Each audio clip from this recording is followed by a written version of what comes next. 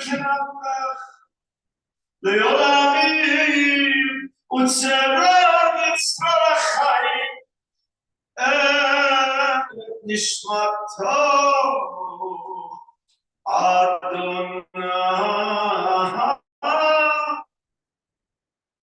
Hu Nachalato, Lianuach, Shalom. Nishkavo v'nomah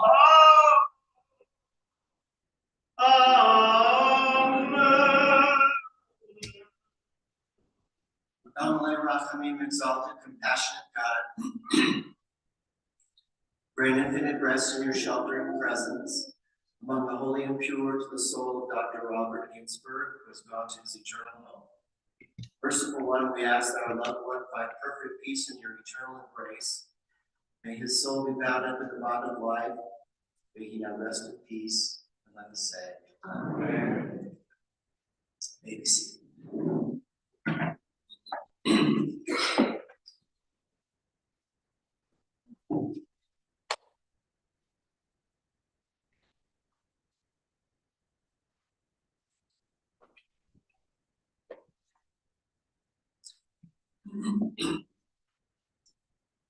I met Bob and his family almost 30 years ago.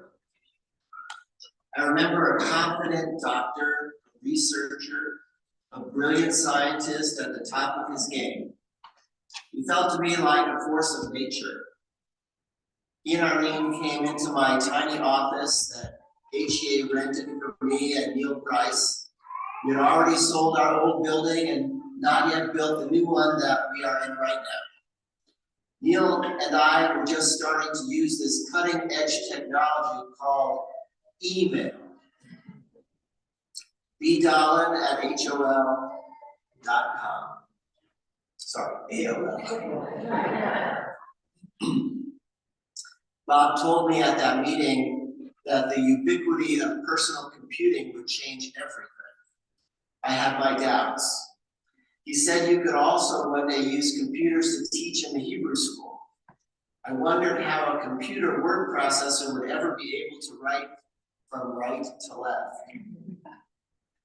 Bob was already thinking 10 or 20 years into the future. His work and research into cardiology was well ahead of its time. Doctors Bristow and Schwartz will tell us about that in just a few moments. Bob also had a lovely wife, Arlene, and a growing family, Adam, Samantha, and Zach, who grew up friends with my children. We were all young, then growing professionally, raising kids, making friends, connecting to the community, engaging in our ancient faith and traditions. Bob's illness was a crushing blow, and yet Arlene and their children remained by Bob's side for the decades that followed. Every innovation and treatment available for Bob's condition was tried, and many succeeded in improving his life and integrating him into our community. His hearing was compromised, so Arlene would ask me for my high holiday sermons written out every year so he could read them in real time while I gave them from the Bima. He would read way faster than I could speak them, so he was ready to leave 10 minutes before I ended, and everyone else got up to leave. He was ahead of his time during those moments as well, I guess. Let me tell you a little about Bob's life, and then Zach will speak about his father, and Greg Schwartz and Michael Bristow will speak about Bob's work. And there's a lot to say. Bob was born in Philadelphia to parents Abraham and Naomi in 1948.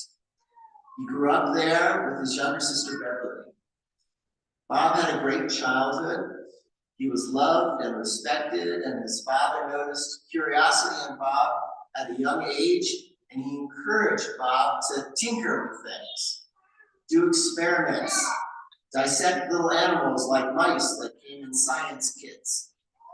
He did other projects as well. His approach to the world was to ask why things were as they were. He asked why to everything. At 8 or 9 years old, he announced he wanted to be a cardiologist. He got it right from the start. He made good friends in childhood that have remained loyal to him to this day. After high school, he went to college at Muhlenberg, where Sammy went as well. Medical school was at Temple University and fellowship in cardiology at Stanford. He entered his field in California, started heart research right away, achieved breakthroughs, acquired a reputation for excellent science, creativity, and innovation. He was invited to lecture about his work all over the world. Many of you may not know that Bob was an athlete. He was a bike rider and a marathoner, always outside when time permitted. He met Arlene while in medical school, and they instantly shared a love of the outdoors and strenuous exercise that Arlene keeps up to this day as we often pass her on the Highline Canal Trail. She is running, and Tammy and I are on our bikes. Bob and Arlene were introduced by his friend Seth. They first met at a pharmacy lunch counter, and they had those then, in Brookline, Massachusetts, and the three of them decided to go to the beach and have fun. When the sun went down, they all went out for seafood, which had slim pickings as Bob and Arlene kept kosher. Bob asked her out after that, and the two began lifelong love affair. Bob led bike trips for Jewish kids, and Arlene went along. The two of them would take multiple day bike trips together, like from Boston to Provincetown, or from Philadelphia to Cape May, the southern tip of the Jersey Shore. And they took bike trips together in Europe as well, enjoying camping and all the restaurants along the way. And there were other trips, other adventures. Arlene and Bob had a lot of fun together. They married in 1973. Adam, Sam, and Zach were all born in California. Adam in 1985, Sam in 1988, and Zach in 1991. And they brought new people into the family. Adam's wife, Apolloon, and their little one, Zeno, and Sam's husband, Rob, and their son, Benjamin. Soon after Zach was born, the family moved to Denver. Arlene had her dental practice in Stanford and was commuting for a while, but soon moved her work to Denver as well. They continued their work and life in Colorado. Bob was a loving father. He'd work his 12-hour day, and Arlene kept the kids up so that he could put them to bed. Bob loved his children, he loved his wife, he loved his life and his work in Denver, and the future was bright. Bob fell ill in 1997 while on a trip to Philadelphia for a family simcha. Contracted meningitis, which caused significant brain injury. He spent 3 months in a Philly hospital and transferred to Craig here in Denver. He had paralysis and he lost most of his hearing. He was able to keep up with his field though at the beginning. He read the medical journals as they came out. Arlene told me last night of some amazing trips they took, even after his injury, to the Galapagos and other exotic destinations. He and the family did everything that was possible to retain a quality of life and sense of adventure. Arlene was by his side always. She never gave up. If there was something to be done to help Bob live and enjoy, she provided it, and of course, it was never easy. Bob's caregivers and friends made a huge impact in his life. I would chat with Bob during the many occasions our family would visit and celebrate the holidays with Arlene and family. Many of Arlene and Bob's friends were around. His friend and caretaker Ron was often there, and the Schwartzes and Michael Bristow. They would sit with Bob, and I imagine would talk shop. Bob wanted to change the world for the better, in real, specific ways, to save people's lives. This wasn't a vague, aspirational point of view. He literally held people's hearts in his hands in order to heal them.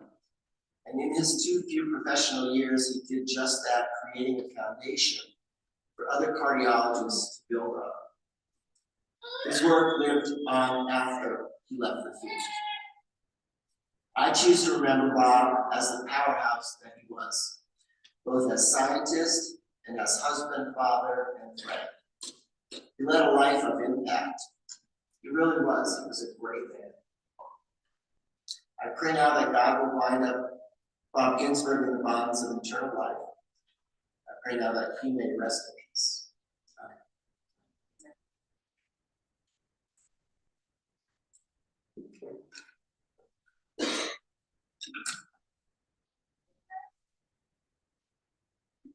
We now welcome up Zachary Ginsburg to share some words and memories about his father.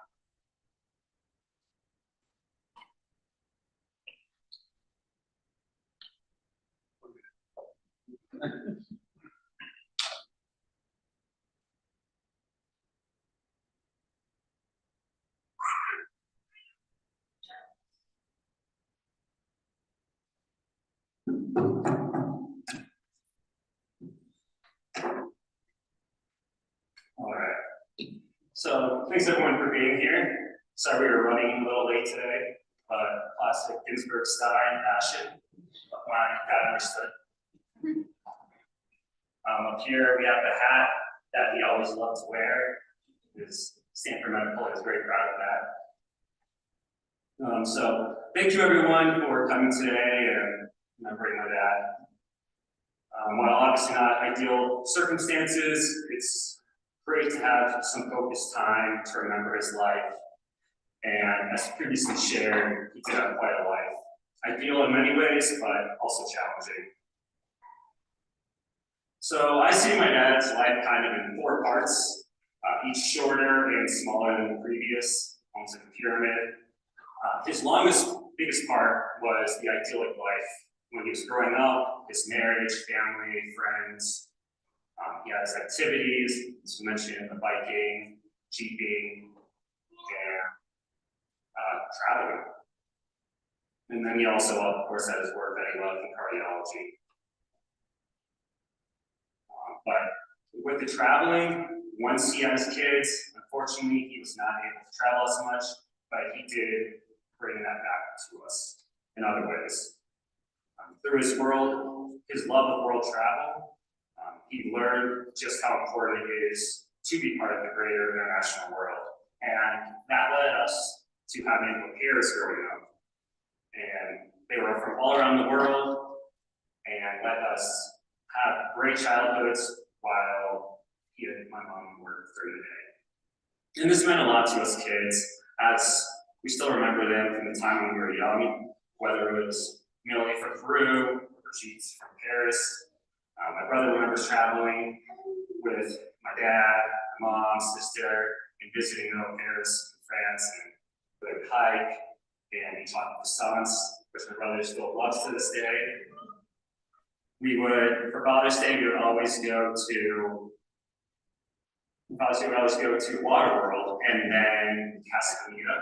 Those are great days, one of my favorite days of the year. And so still have a fond memory of that. And I wonder if that's why I love water so much to this day. And so the second part of my dad's life, the next part, kind of the triangle, next step, is arguably the most impactful section, and that's obviously when he got sick. Well, it wasn't easy. It was growing up with my dad like that. It's just how we grew him. You could say we were lucky being so young. I was almost 6. I was in kindergarten. My sister was 8 in 3rd grade, and my brother was 11 in 6th grade. And by being so young, we were able to adjust and adapt to life as normal. It was just how life was. We remember in these early years how family and friends stepped up and tried to keep things as normal as possible for us. It made it so every year, or every month, every day we were able to do activities and we were able to have fun and grow. When he was still in Philadelphia, they took us to Dave & Buster's, and this was memorable as we won a large dolphin that can still be found in our basement today. Still love that, and it's probably about as big as me, so it's quite impressive. And then when he was in Dallas for rehab, we would visit him often, I would say multiple times out of the month. And then I remember one year we went trick-or-treating in Dallas, and that was always very exciting. especially when it's in a new place, and we're able to trade candy, and they spoiled us, letting us eat as much as we want. Obviously a mistake, but it was great. Sam says that it's the only memory of Halloween she has from the time in Dallas. So just how impactful that was. But over time, he was able to come home, and then we adapted again. We saw him strengthen and grow from being in a wheelchair to a walker to a cane, and then even being able to hobble short distances without any aid.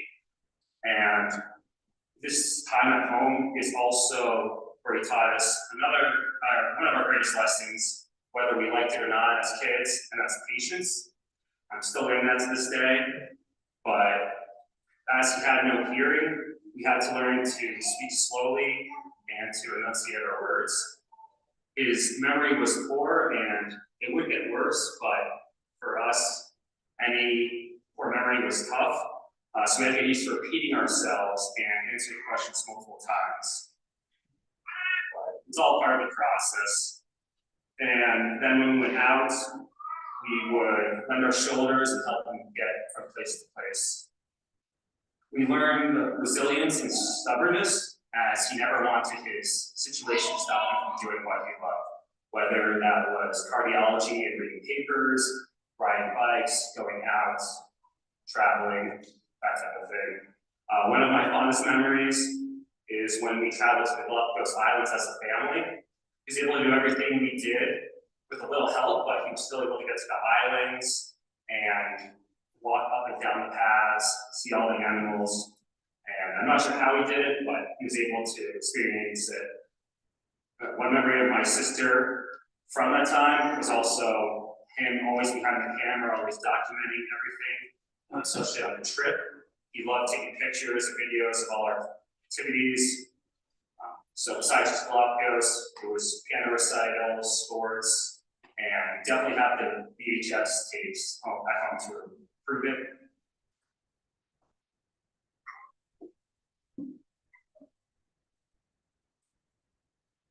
One thing I would also add with that is, when looking at photo albums, something my sister had, was he used to be in all the photos originally before we were born, but after we were born, he was always on the other side of the camera, and so it ended up just being my mom and us kids. So he always just wanted to make sure we would have memories, and we still are grateful for that to this day. So one thing he also was able to do in his growth was he loved driving, and he eventually got the ability to drive a car and have his own license. And so he was more than happy to take us kids wherever we wanted and to whatever activities we had, no matter what time we were. For me, that meant him having to wake up at 5 a.m. for hockey games, and for my sister, that meant driving her all over the place. It meant that she had no desire to get a license, driver's license, until college, because she had to show forward. So that was great. I'd be remiss also during this time if I didn't address the time spent with Ron. That was his aide for about 8 years. He spent his days with Ron, going around town, taking trips to New Mexico, and just experiencing all activities Colorado has to offer. He was basically able to live a normal life, minus maybe work doing the job that he loved. But he and Ron made quite the duo for his children. The combo ended up being like another parent, and we learned lots from Ron and my dad as a congregation. It was something I couldn't ever, appreciate enough. But that also leads to 08, and that was kind of my dad's third part of life I described. And that's when he fell and had another head injury. And this one ended up proving much more difficult to overcome as his mobility and memory became even more fragmented. And that taught us a whole new level of patience. We had to speak slower, repeat things more, and he went from using a cane to using a walker and then eventually being back in a wheelchair. And this was despite having great help from friends and family and people we had come into the house, like Jonathan, who would help with his rehab, and amazing caregivers like JoJo. The brain sometimes is just something too hard to overcome. And I'd argue that for my mom, despite being so resilient, this was probably the most difficult part, was before she was able to fight and help my dad get better, and he would. But at this point, no matter how much effort we were putting in, he was kind of having one setback after another. His baseline of pre-08 we were never able to get back to, so that was tough. But it did make it the hardest time to be with him. But this is where friends made all the difference, as people who would come around, talk to him whenever we had an event, or whenever we would take him out to an event, to have friends come over and talk with him, spend a minute or two just shaking his hand, acknowledging him. You could always tell how much he appreciated that and how much he loved interacting with others.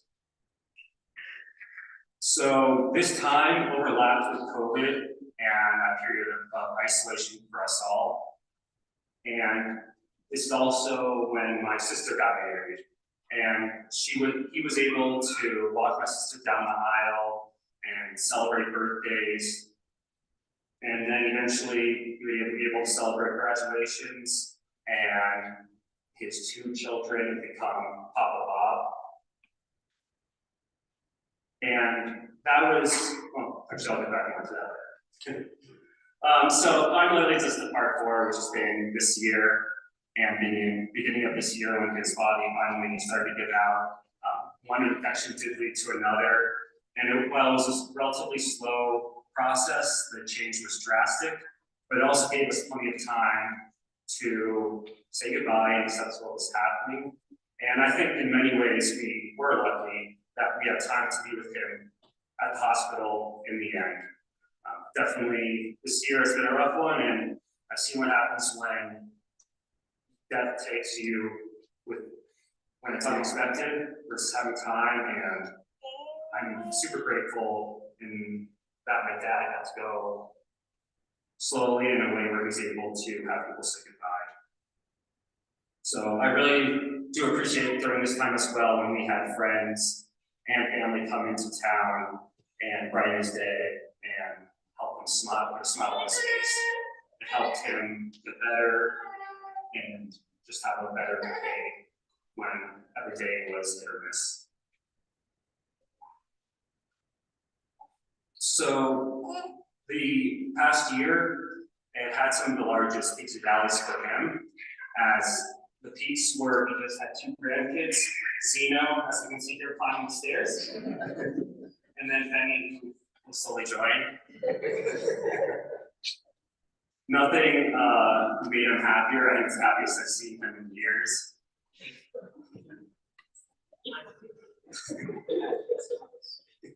Yes. On behalf of the little kids, my dad would appreciate having some Rugrats socks on. Now we have little Rugrats. One thing that also did happen this year, as I said, there are lots of peaks and valleys. His mother did pass a couple of months ago, but luckily she lived to the age of 100, and she was conscious until the end. So you can say, unfortunately or fortunately, my dad was in a state where he wasn't really able to process or internalize the fact that his mother had passed. So I do believe that he died thinking his mother was still alive. And so he got that type of happiness. So for everything he did go through, he did live a relatively long and lovely life. But he wouldn't have it any other way. But while we had great times with my dad, now kind of comes the reversal of the pyramid, like entering one side of an hourglass and exiting another, in the sense that the end of his life was the most intense, and now this part will be the most intense for my family and myself as we get used to the new life of dad no longer being around. But then it'll become easier with time. The following year will definitely take some getting used to, but over the next several years, even more so, and finally, well, not having my father around will just be how life is. We'll adjust, but he will always live through us, whether it's through my brother, my sister, or his grandkids. And I'm sure nothing will make him happier than have his grandkids around, and I'm sure there's going to be more for him, and nothing will make him happier. So I just want to wrap up by really saying we appreciate everyone who's been here over the years. It's not been easy helping my dad or being there for my mom, because there's just been so many ups and downs and so many unknowns. But we could not have done this without all of you. And there's been so many people in our lives throughout the years, and we love each and every one of you. And thank you for being with us. And I love you, Dad. And I'm grateful. Thank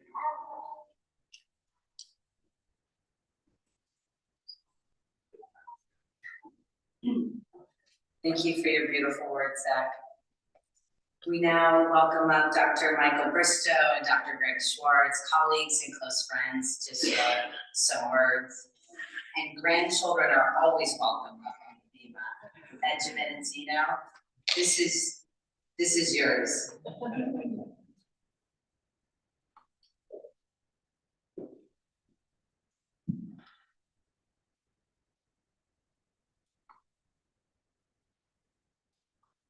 Good afternoon. I was asked to speak today because Bob and I were very close as scientific collaborators and best friends during the formative years of our professional development. This was the period of 1978 to 1986 at Stanford, where we were cardiology fellows together, and then on the junior faculty. So I first met him when he was a first-year fellow and I was a second-year fellow. I was in the cath lab doing a cath report from a case we had just done, and Bob walked in, introduced himself, and announced that he had an idea for what he thought was cutting-edge research, and asked if I might consider collaborating with him. And the reason for that was in preparing his ideas to present to the leadership of the division, he came across some publications that I had published that were sort of in the same ballpark of what he wanted to do. So I said, Bob, I might be interested in doing this, but I need to have more details. So I invited him over to the house. A couple of days later, he showed up. And I opened the door, and here was Bob Ginsburg with two big album or photography cases, basically, which contain pictures from he and Arlene's honeymoon in the French Riviera. And so, we sat down and had a beer or two, and we looked at these pictures, which were impressive, certainly from a technical standpoint. And so after that was done, that business was done, he presented his big idea to me. And basically what he wanted to do was take the hearts from patients who had a transplant, a cardiac transplant at Stanford. And Stanford was one of the only programs in the world doing that procedure at the time. They had developed it, and the only one doing it. And the hearts were basically going to pathology and essentially going to waste. So his idea was to take them to the lab, a lab that he didn't have yet, by the way. That would never stop him, that kind of thing. And then we would study these hearts and figure out what had happened to them, what was wrong with them. And moreover, we knew that the Stanford program project grant that supported transplantation, which had been in effect for 15 years or something, was due for renewal. And we might be able to provide something to help that program project. So long story short, we presented this to the leadership. It was approved. Bob got his lab. I got more funding for my lab. And from the period of 1979 to 1986, we published a whole bunch of things, over 50 scientific communications, started a biotech company that was successful. And ultimately, of course, the surgeons got their transplant grant, and we became project leaders on that. So the work that was done during that time led to some very important cardiovascular discoveries and therapeutics, which are now still in place to this day.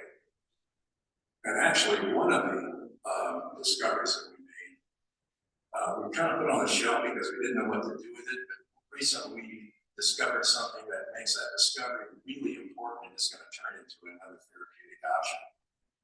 So Bob's work lives on, essentially, and I only have the fondest of memories for that time. So I often think about what made Bob special, particularly in research. And I think the most important thing was that he was absolutely fearless. I mean, he would charge into things and do things that nobody would even touch. He loved being around a cardiac arrest, for example.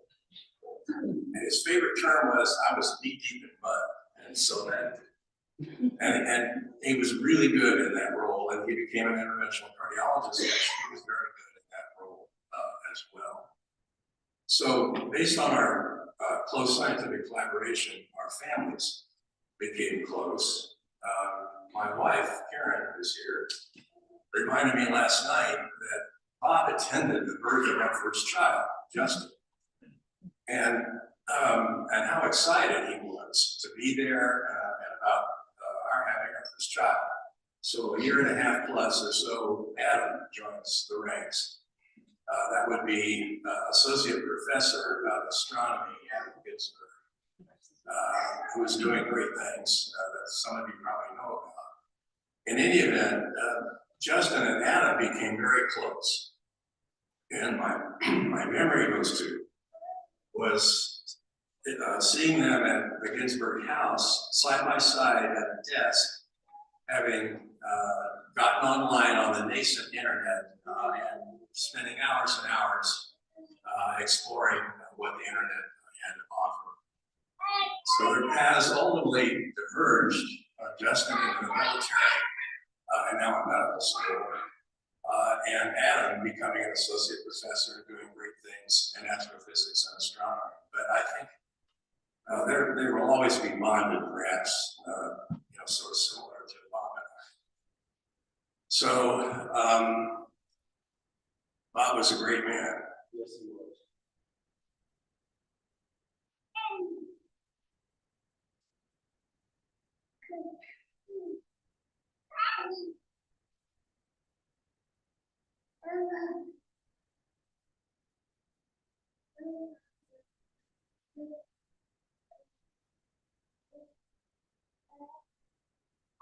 So he was fearless and a role model for the positive things that can happen when you're not afraid to take risks.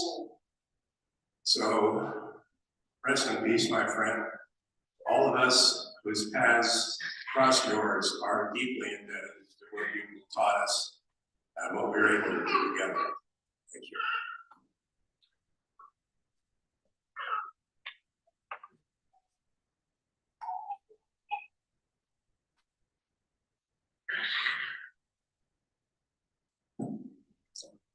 Thank you, Orleen, for giving me the privilege to say a few words about Bob.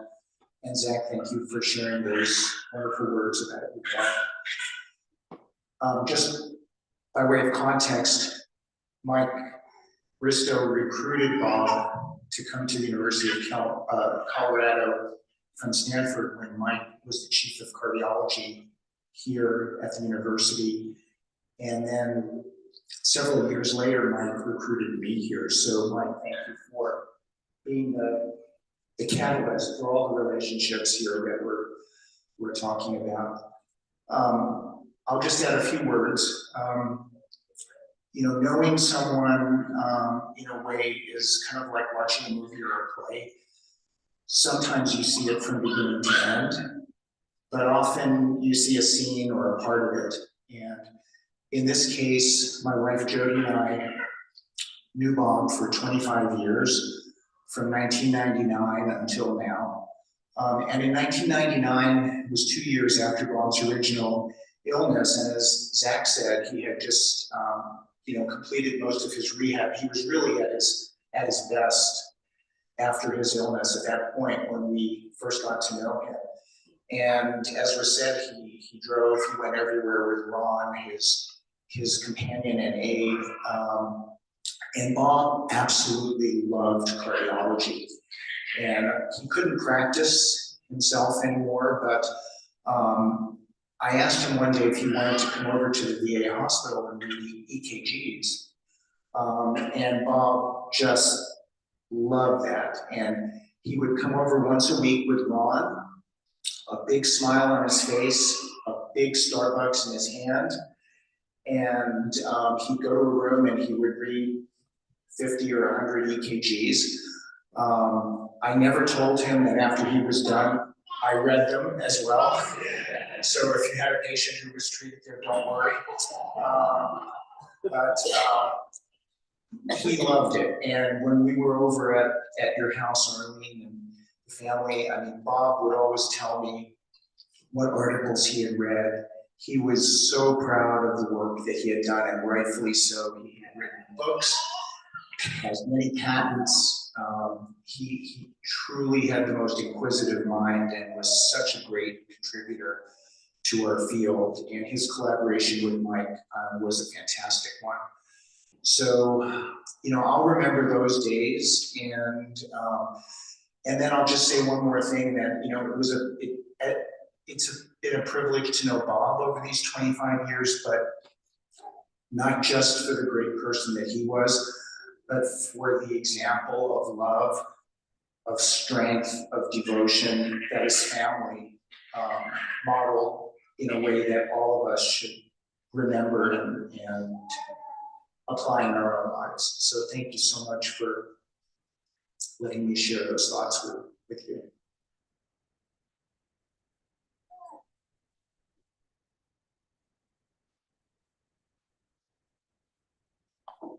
Thank you.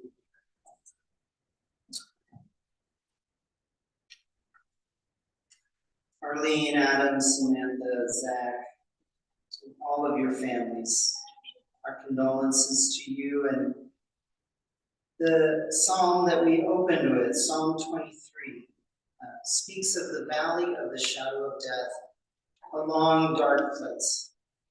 And you have walked a long path of illness, of caregiving, here at the sanctuary and also at the graveside. We will escort you from this place to the cemetery, and from the cemetery back to your home. And throughout the days of Shiva, that is our job as a community, and indeed in the weeks and years ahead, to surround you as a community of caregivers. You've been caregivers, and now we ask you, please, for the opportunity to care for you and your family in these days ahead. I want to let everyone know that we will be shortly escorting the family out of the sanctuary. We'll ask you to please stay here until they've exited. Burial will take place at Mount Nebo Cemetery, 11701 East 13th Avenue in Aurora. And we ask that you please refrain from offering condolences at this time to the family, as we do not want to impede their process of getting to the cemetery. However, family will be accepting visitors at their home, at the home of Arlene Stein, 5100 South Steel Street in Greenwood Village. Visitation will be from 4 to 9 p.m. and minion at 7 p.m. each day of visitation on Sunday, Monday, Tuesday, Wednesday, and the concluding minyan on Thursday evening. Again, 4 to 9 p.m. visitation with minyanim each of those nights at 7 p.m. At this time, we'll invite you to please rise as we escort Bob's family now as they return to their vehicles.